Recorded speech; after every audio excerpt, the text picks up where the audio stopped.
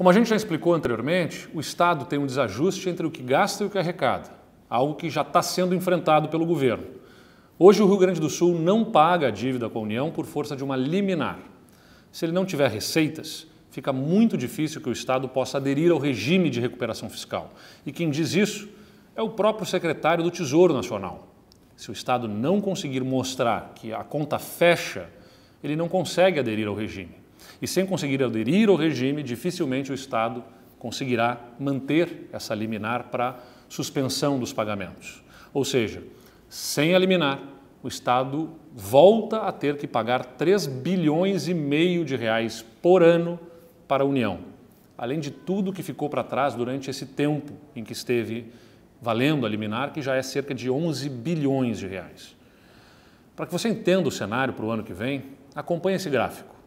Esse é o orçamento que a Assembleia Legislativa aprovou para o ano que vem. Esse orçamento reconhece que o Rio Grande do Sul tem um déficit de 8 bilhões de reais. Essa despesa poderia ser ainda maior, não fossem as reformas que nós fizemos e que viabilizamos, assim, estancar o crescimento da despesa com o pessoal. Parte do déficit projetado diz respeito à dívida com a União, é verdade. Por isso, é tão importante nós aderirmos ao regime de recuperação fiscal. Isso significa que nós vamos voltar a pagar uma parcela da dívida, não significa perdão da dívida, significa uma retomada ano a ano do pagamento da dívida, né, aumentando até integralizar em 10 anos o total do valor da dívida a ser pago anualmente. Além disso, nós precisamos lembrar que temos outros pagamentos que não estão sendo feitos. Por exemplo, precatórios. O Estado tem um estoque de 15 bilhões de reais que ele precisaria quitar até 2024, segundo a Constituição Federal.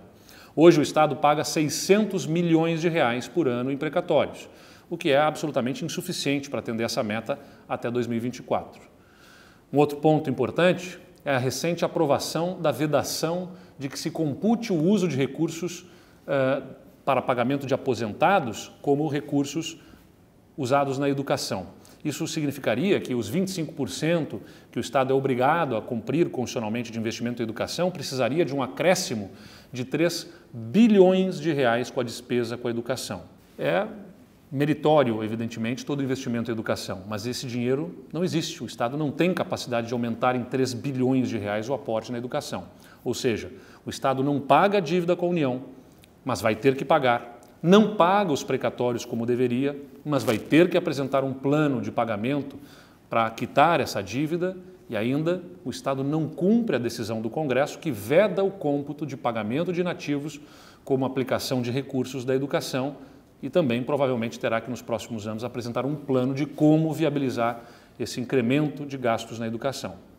Tudo isso significa aumento de despesas com aquelas despesas que o Estado não está pagando, mas que ele vai ter que ajustar uma forma de pagar ao longo dos próximos anos. O Rio Grande do Sul também já esgotou a capacidade de endividamento.